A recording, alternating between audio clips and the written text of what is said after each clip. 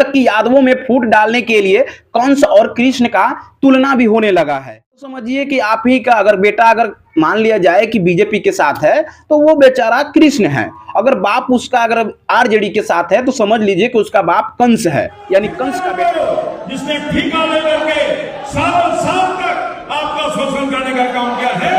और बता दो कि भारतीय जनता पार्टी में हम थे और हैं। वो यादवों में आखिर इतनी जमीन कम क्यों है, यादवों को क्या कुछ सुविधा देनी चाहिए कि वह आगे आ सके, लेकिन कभी इन यादवों नेता ने कभी बात नहीं किया। तो फूट डालो और राज करो की राजनीति में यादवों को बंटवारा कर रहे लोग। जब से जातीय जनगणना हुई है तब से यादवों को लेकर नौटंकी साफ तौर पे सड़कों से लेकर सदनों तक दिखा जा रहा है। आमतौर पे देखें तो सभाओं में देखा जा रहा है कि यादवों को लेकर तरह तरह की बातें यादव के नेता कर रहे हैं, लेकिन यादव की क्या हालात है उससे बात कोई नहीं करता है। दरअसल तस्वीर की साफ दिखाए तो सबसे पहले अमित शाह की यह भाषण सुनिए, किस तरीके से यादवों के बारे में और मुसलमानों के बारे में क्या कुछ बोल रहे हैं।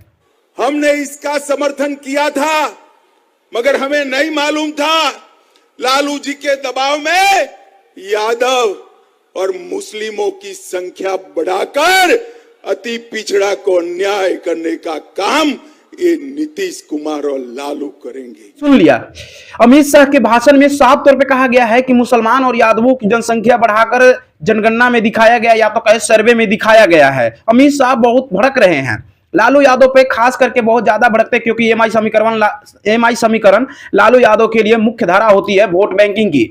जिस तरीके पर लेकर अमित शाह ने साफ तौर पे कई जिला का नाम भी गिनाया था, वहां पे कहा गया कि मुसलमानों की जनसंख्या बढ़ाई गई है, लेकिन क्या यह वाकई में मुसलमानों की जनसंख्या बढ़ाई गई है, क्या वाकई में यादवों की जनसंख्या बढ़ाई गई है? तो क्या यादवों की जनसंख्या बढ़ने से यादवों को नौकरी मिल गई?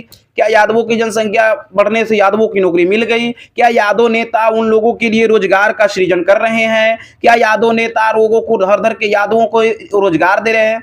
जरा देखिए बेवकूफी, देखिए कि किस तरीके से ये लोग यादवों के लिए लड़ रहे हैं, बल्कि यादवों के लिए नहीं लड़ रहे हैं, यादव के वोट के लिए लड़ रहे हैं इन नेताओं में। एक तरफ रामकृपाल यादव हैं, नित्यानंद राय हैं, तो दूसरी तरफ लालू यादव, तेजस्वी यादव हैं। दोनों के पास भी यादवों की जनसंख्या काफी तेजी से है, बढ़ भी रही है और काफी है भी। दरअसल एक तौर पे अगर बिहार में आप रहते हैं तो बिहार में माना जाता है कि यादव जाति के लोग लालू यादव के साथ हैं, लगभग हैं भी, और साफ तौर पे पहले से ही रहते थे। बाप दादा भी रहा था और बेटा भी आज भी तेजस्वी के साथ है। बाप दादाओं ने लालू यादव के साथ रहा और बेटा तेजस्वी के साथ है। आमतौर पे देखे तो उसी में से फुटकर निकले रामकृपाल यादव अब बीजेपी के साथ है। उन्होंने भी दावा किया कि हमारे पास भी यादव हैं और यादव हमारे साथ हैं।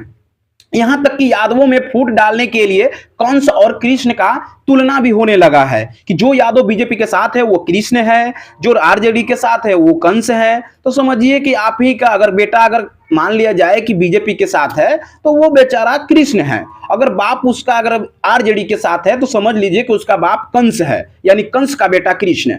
किस तरीके से राजनीति कर रहा है ये लोग, फूट डाल रहा है और फूट डालकर राजनीति कर रहा है। कोई ये नहीं बात करने आया कि यादवों को आखिर इतने कम नौकरी क्यों है, वो यादवों में आखिर इतनी जमीन कम क्यों है, यादवों को क्या कुछ सुविधा देनी चाहिए कि वह आगे आ सके, लेकिन कभी इन यादव नेता ने कभी बात नहीं किया। तो लालू प्रसाद यादव हो या तो रामकृपाल यादव हो या नित्यानंद राय हो, ये तीनों में से किसी ने भी आज तक यादवों की नौकरी के लिए बात नहीं की, बल्कि इनकी वोट बैंकिंग की तलाश में लोग लगातार अनाप शनाप बकते रहते हैं कि हमारे पास यादव है, तो वो कहता है हमारे पास यादव है। गोवर्धन पूजा के शुभ अवसर पर रामकृपाल यादव ने एक सभा किया जिसमें लगभग 10 से 12 हजार यादवों को वहां इकट्ठा किया गया, ऐसा कहा जा रहा है। लेकिन कई लोगों ने यह भी कहा कि उसमें दूसरे जात वाले भी शामिल थे और यादव बन के निकल रहे थे। दरअसल अच्छी बात है, यादव बन के निकल रहे थे तो, लेकिन क्या कुछ सच्चाई है वो भी हम आपको बताएंगे। दरअसल सच्चाई के नाम पर सिर्फ एक भद्दा मजाक है, चाहे तो लालू प्रसाद यादव हो या तो रामकृपाल यादव हो, दोनों एक ही थाली के चट्टे बट्टे हैं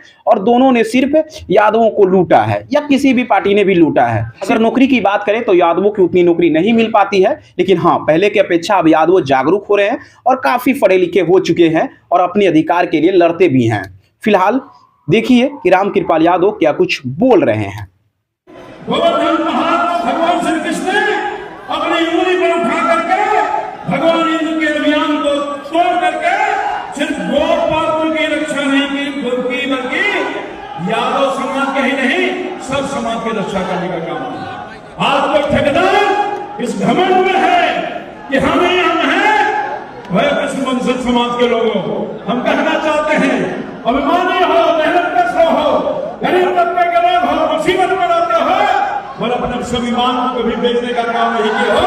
बताओ, आज इतनी बड़ी संख्या में आप लोग है, बताओ ठेकेदारों को जिसने ठेका लेकर के सालों साल तक आपका शोषण करने का काम किया है, और बता दो कि भारतीय जनता पार्टी में हम थे और हैं, मोदी के नेतृत्व में मजबूत किया है, उनकी सरकार को बनाया है और आगे भी सरकार को बनाने का काम किया।